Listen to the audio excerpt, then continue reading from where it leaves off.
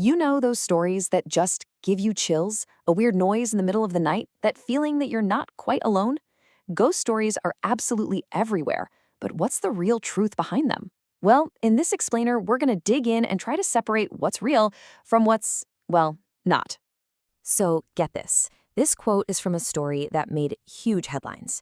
It's 1989, and the famous actress Dimple Kapadia is in a palace in Jaipur shooting a movie that's literally about a ghost. After a super long day of filming, she wakes up in the middle of the night and she sees it, a woman just sitting there on her bed. She was absolutely convinced it was a ghost. It's a seriously spooky story, right? But is that really what happened? And I mean, stories like that are everywhere, aren't they? It's all over pop culture. You've got massive blockbuster movies like The Conjuring or The Exorcist that always have that little tag, inspired by real events. Then there are TV shows like Ghost Hunters or the thousands of paranormal experts you see all over YouTube, all claiming they've got proof. So it all begs the question, are these real deal encounters with the supernatural, or could there be something else going on? Something a little more down to earth to explain what people are seeing and feeling. Okay, but before we dive into the really tricky stuff, like what's going on in our own heads, we've got to talk about the most straightforward cases. People just straight up lying. You'd be surprised how many of history's most famous ghost stories were actually just complete fakes. Let's rewind to the 1800s and talk about the Fox sisters. These women were huge celebrities. They claimed they could talk to spirits during these page shows called seances, and the spirits would rap and bang on the table to answer questions. But years later, what happens? One of the sisters comes clean in public. The ghostly raps? It was just them cracking their knuckles and toe joints under the table. Seriously. And then there's the Amityville haunting. I mean, the story is legendary. A family moves into a house and is tormented by such terrifying paranormal events that they have to flee in the middle of the night. It led to books, movies, the whole shebang. And the motive behind it all? You guessed it, money. The family eventually admitted they just made the whole thing up to score those book and film deals. And look, this isn't just something that happened way back when. It happens today, too. A little while ago, a YouTuber named Steve Huff claimed he was talking to the spirit of the actor Sushant Singh Rajput. His videos blew up, but it didn't take long for people to figure out he just ripped audio from an old interview, distorted it, and tried to pass it off as a ghost. It just goes to show you, faking it for fame and money never really goes out of style. All right, so we've got the fakers and the frauds. Easy enough. But what about the people who aren't lying? The people who 100% believe they saw a ghost? This is where it gets really fascinating, because this is where psychology steps in. A great example of this is the horror movie Veronica. It was marketed as being inspired by real events. In the film, a girl gets possessed by a demon and dies in 3 days. But when you look at the real story of the girl, Estefania, it's completely different. Her parents were alive, she died months later from seizures, and doctors think she had a psychotic disorder. This really shows you how a tiny sliver of truth can be twisted into something else entirely. But hold on, in the real story, Estefania's whole family said they saw ghosts after she died. So how does that happen? Well, it can be explained by this incredibly rare but very real thing called shared psychotic disorder. It's this wild idea where one person's delusion, this false belief they hold on to no matter what, can literally infect the people closest to them, like their family. And believe it or not, this actually happens.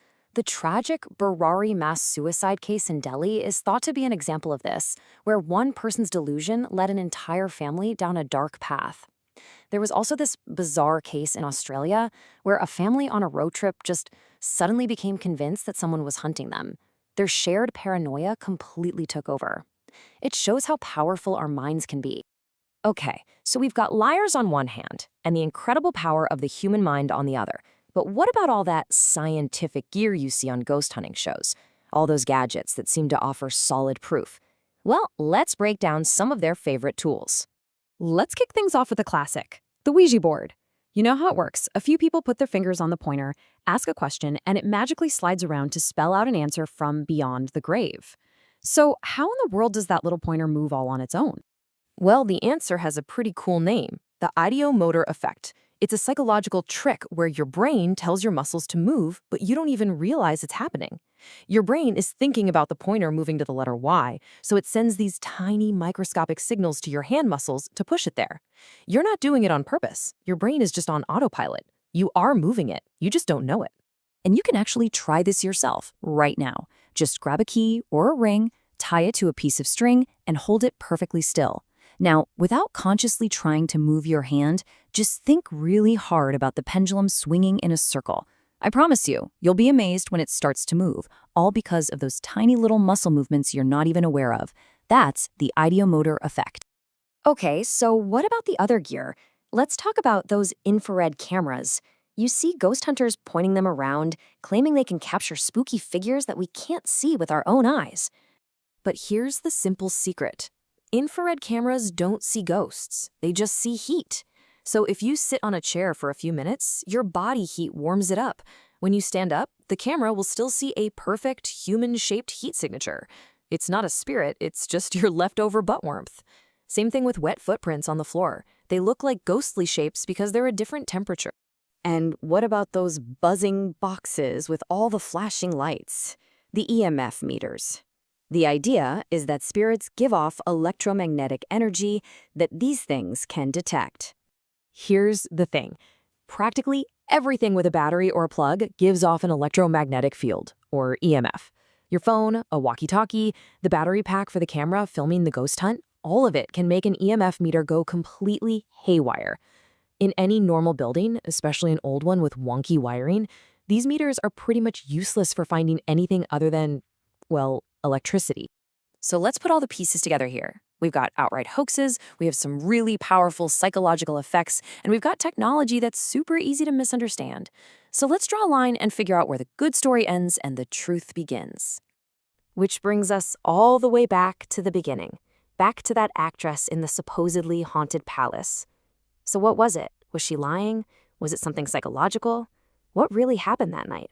Well, the real explanation is probably the most logical one. Think about it. She had spent the entire day on set, pretending to be a ghost. Her mind was completely soaked in that character. So when she woke up in the dead of night, in that fuzzy, suggestible state between sleep and being fully awake, her brain just projected what it had been obsessed with all day. It was a delusion, born from being so deep in her role. And really, that's what this all boils down to. Look, there's nothing wrong with loving a good scary story or a horror movie. That's fun. It's supposed to give you a thrill. The problem is when that entertainment tries to cross a line, when it tries to sell superstition as if it's science and misleads people by pretending to have all the answers. So the next time you're watching one of those paranormal shows or a movie that claims it's inspired by true events, just ask yourself this one simple question. Are you just being entertained or are you being misled? Thinking critically is the best ghost detector there is.